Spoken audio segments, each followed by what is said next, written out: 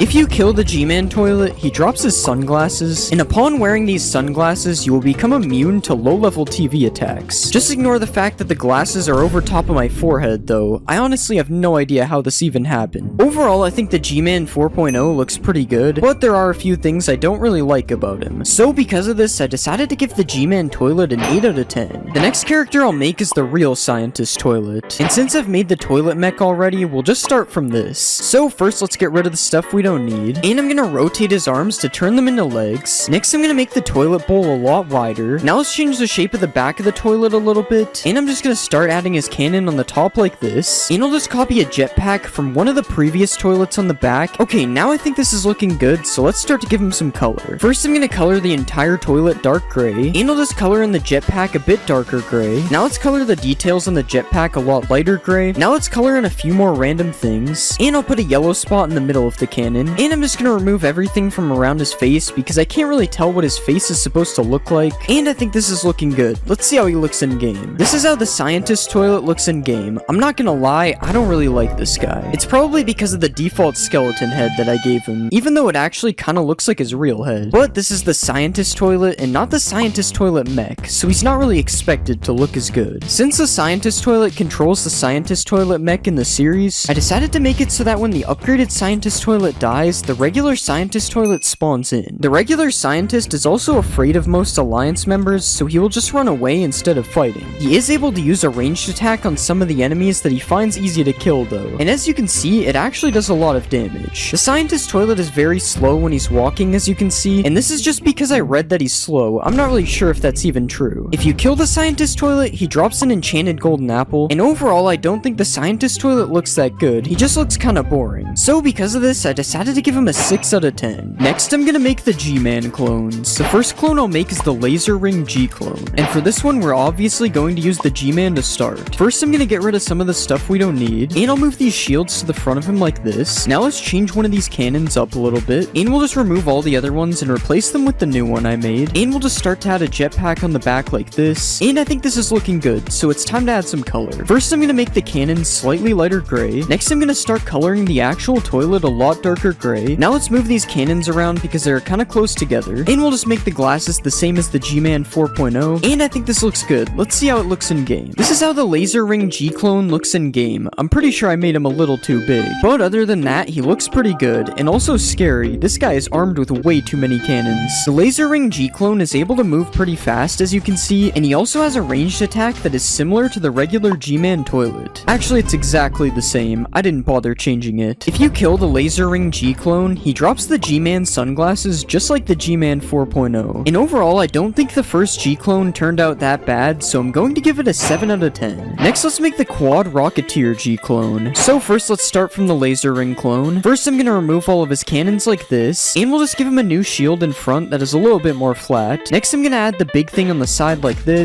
Now let's start adding the quad launcher on the bottom, and we'll just copy this over to the other side so there's two. And now it's time to color this in. First, I'm gonna color these strips dark blue, and now let's color in the quad launchers. Next, I'm gonna color his shield dark gray, and I'm just gonna change the shape of the back of the toilet like this, and I think this is looking good. Let's see it in game. This is how the Quad Rocketeer G-Clone looks in game. I definitely think he looks a lot better than the previous clone. Not much is different between this clone and the Laser Ring G-Clone other than the appearance, but the Quad Rocketeer G-Clone actually has a slightly different attack, although both of them look pretty similar. The Quad Rocketeer G-Clone also drops a piece of TNT when it dies, because he has a bunch of rocket launchers, so it just made sense. Overall, I think the Quad Rocketeer looks a lot better than the Laser Ring G-Clone, so because of this, I decided to give him an 8 out of 10. Now let's make the Quad Buzzsaw G-Clone. First, I'm gonna remove the things on the side like this, and now we'll start to give him an arm on the side, and let's add the buzzsaw on the end of the arm like this. Now let's color this arm a bunch of different grays, and we'll just copy this arm all around until he has 4 of them, and that's literally all we had to do. Let's see how he looks in game. This is how the Quad Buzzsaw G-Clone looks in game. I'm not really sure if I like this guy or not. I will say that he looks better than the first G-Clone though, but that's probably because I can actually see him and not just a bunch of cannons. The difference between this G-Clone and the others is that this G-Clone is only able to melee attack instead of a ranged attack, which makes sense considering he has a buzzsaw toilet. I don't really know how he would be shooting anything. If you kill the Quad Buzzsaw G-Clone, he drops a netherite sword, and this is because it's supposed to be like a saw. I don't really know. Overall, I think the Quad Buzzsaw G-Clone looks a lot better than the Laser Ring G-Clone, but not as good as the Quad Rocketeer. So because of this, I'm going to give him a 7.5 out of 10. Next, I'm going to make 8 of the characters seen in episode 69, and some of the first characters we see in this episode are the Skull Toilets and the Burning Toilet. So first I added the Skull Toilet to the game, and I have to say it was looking kinda goofy. With this one, I actually tried to give him a custom skull instead of just using the regular skeleton like I've used before. I also colored this toilet in slightly darker than the original Skibidi Toilet, because I think it fits him a lot better than bright white. As for the Burning Toilet, I decided to keep this guy bright white rather than coloring his toilet gray. And as you can see, I also removed his eyes to make him blind because apparently he's blind, and I also gave him a little bit of hair on the top of his head because it looks like he has hair in the series. The Burning Toilet is always on fire, as you can see, and the trail of fire will follow him wherever he goes, and he's actually burning so hard that not even water can save him. A cool feature that the Skull Toilet has is that you can feed it a golden apple to cure it and turn it back into a regular Skibidi Toilet. And if you want to revert this change for some reason, you can also just kill the regular Skibidi Toilet and it will turn back into a Skull Toilet like this. I guess we just have to put these guys in jail. There's no other way to get rid of them. When you finally kill the Skull Toilet, I made it so that he drops a skull, and the skull is actually just a troll item because it freezes you forever and also gets Curse of Binding applied to it when it's worn. I guess that I'm the one who's in jail now. Overall, I think the Skull Toilet looks a little bit weird, but I think the Burning Toilet actually turned out pretty good. So I decided to give the Skull Toilet a 7 out of 10, and I'm going to give the Burning Toilet a 9 out of 10. Another character seen early on in this episode is the blue-suited cameraman, who is seen holding some kind of hacking device, which I'm pretty sure is supposed to be used to open the doors. So I made the blue-suited cameraman drop this hacking device, and instead of opening doors, because that's a simple task, I made it so that this device can just destroy everything very fast. This is sort of like hacking, it's just a different kind. As for the design, I basically just took the regular cameraman and turned him into a blue cameraman. The only difference is that the blue cameraman has an actual thumbs up animation instead of what we gave to the regular cameraman. Now obviously the blue cameraman is cool, but there's actually another colored cameraman in this episode, the green suited cameraman. The green suited cameraman actually comes in a pair of 2. Apparently they're supposed to be twins. And these guys are kinda dumb because they probably died trying to fight the Michael Jackson toilet. I don't know how they even thought they had a chance. The green suited cameramen are seen holding paralyzer laser rifles, so I decided to make it so that these guys drop one of those when they die. And if you shoot something with this rifle, it just paralyzes it, just like it does in the actual series. Except this time, for some reason, it does a ton of knockback. I don't know why. Overall, I think both the blue and the green suited cameramen look pretty good, and the features they have aren't that bad. So because of this, I'm going to give them both an 8 out of 10. We talked about the Michael Jackson toilet earlier, so that is who I added next. The only problem is this doesn't really look like Michael Jackson. I honestly tried really hard to make his face and just couldn't do it. I don't know why. But that doesn't really matter because the rest of him looks good at least. Since this toilet is based off of Michael Jackson, I made it so that when you right click him, he actually moonwalks. Well, he's really just walking backwards, but it's the best I could do with a giant toilet. This toilet is also very fast, as you can see, and this is very similar to the Mafia Skibidi toilet that we made in a previous video. The Michael Jackson toilet is also one of the strongest toilets that only has a melee attack, as he can one-hit a bunch of the Alliance members. He could probably even one-hit me. This guy does more damage than a warden. If you kill the Michael Jackson toilet, I made it so that he drops a Michael Jackson hat, and when you wear this hat, it gives you permanent slowness 5, which you may think is a bad thing, but it's actually supposed to help you moonwalk just like him. Overall, I think the Michael Jackson toilet looks pretty bad. I mean, it doesn't even really look like him. So because of this, I decided to give him a 6 out of 10. In the episode, the zombie mutant Skibidi toilet randomly appears and rips the head off a cameraman. So the zombie mutant toilet is the next mob that I added. We've already made a mutant toilet in a previous video, so I just based this one off of the original design. But this time I actually gave him a custom face instead of the mob head that I gave the original mutant toilet. The zombie mutant toilet is a lot slower than a regular toilet is, and I did this because the zombie mutant is supposed to be sneaky, although I'm not really sure how this helps him as he's still really big. The zombie mutant toilet is also able to rip the head off a cameraman when it kills one, as it makes the cameraman drop its head when it dies. If you kill the zombie mutant toilet, he drops something called mutant flesh, and if you eat this, you just have a chance to either get a good or bad potion effect, so eat this at your own risk. Finally, I made the regular mutant toilet transform into a zombie mutant toilet when it dies, and I know this isn't accurate, but I just did it because he has zombie in his name. Overall, I think the zombie mutant toilet doesn't look that bad, and it has a couple of good features. So because of this, I'm going to give him an 8 out of 10. A very large cameraman with a minigun is seen for a second in this episode, so next I decided to add him. The armed very large cameraman is very similar to the regular large cameraman, except for the obvious giant minigun that he is holding. And I also added a few more new details, and I made it so that he is a bit larger than the large cameraman because it says very large in his name. Unfortunately, due to the giant minigun that is occupying both of his hands, the armed very large cameraman is not able to give a thumbs up, which really makes me wonder if he's okay. The very large cameraman is also so big that explosions and fire can't hurt him, which doesn't really make that much sense, but I figured he deserved it since there's no thumbs up. Since he's carrying a giant minigun, the armed large cameraman's movement is also very slow, just like the zombie mutant before. But that doesn't mean this guy isn't scary, because if he gets in a fight, he will rapidly shoot the minigun until whatever he is shooting at is dead. He also seems to have stormtrooper aim though, maybe he needs to get his lens checked. If you kill the very large cameraman, I obviously made it so that he drops his minigun, and the minigun pretty much works the same way that it works for him, except this time my aim is not nearly as bad. It also makes this popping noise, which sounds nothing like a gun. I have no idea why I chose this, and overall I think the very large cameraman is a pretty good upgrade from the regular cameraman. So because of this, I'm going to give the armed very large cameraman a 9 out of 10. The medic cameraman is also seen around the same time as the very large cameraman, which is why he was the next mob I added. The only difficult part about making this guy was trying to give him the repair tool on his right arm, and that's because the only image I have of it barely even shows what it looks like. I mean, what is this? Everything else was pretty easy though, which is why he actually looks pretty good in game. Unlike our last cameraman, I made it so that the medic cameraman is able to give a thumbs up with his left arm instead of his right. And now we know that this guy is okay, despite having one arm. The medic cameraman is also strictly meant for repairing cameramen, so I made it so that he just attacks cameramen, but instead of hurting them, he's actually giving them healing. But this means that there is no one to heal the medic cameraman if he gets hurt, so I made it so that when you right-click the medic, it heals him as well so that he isn't left out. If the medic cameraman dies, I made it so that he drops his utility repair device, and upon hitting a cameraman with this device, it heals him, passing the medic cameraman's job onto you. Unfortunately for him, I don't really want to be stuck healing cameramen forever. Overall, I think the medic cameraman looks pretty good, and his features are exactly how they should be. So because of this, I'm going to give the medic a 9 out of 10. Finally, the highlight of episode 69 would probably be the new Titan cameraman. So of course I had to upgrade our old Titan cameraman next. The difference between this Titan and the last is of course the missing arm that I added right here, and also these brand new cannons that I added on his back, and a few more minor details to make him look a little bit better. There is one major difference in game though, and that is that the Titan cameraman can no longer thumbs up either. I know I could have just moved the animation to his other arm, but honestly it's funnier this way, so I'm keeping it. You may have also noticed that this version of the Titan cameraman can no longer fly, and this is because it was more of a problem than a good feature. I mean, where was he going? The Titan cameraman is still one of the most powerful mobs in the game, and if you kill the Titan cameraman, you can get this power for yourself as he drops a Titan cameraman core. The Titan cameraman core basically just gives you a bunch of different potion effects that make you super OP just like him. Unfortunately, Unfortunately, I couldn't make it actually turn me into a Titan though. Overall, I think the new Titan cameraman is a lot better than the old, and because of this I'm going to give him a 9 out of 10.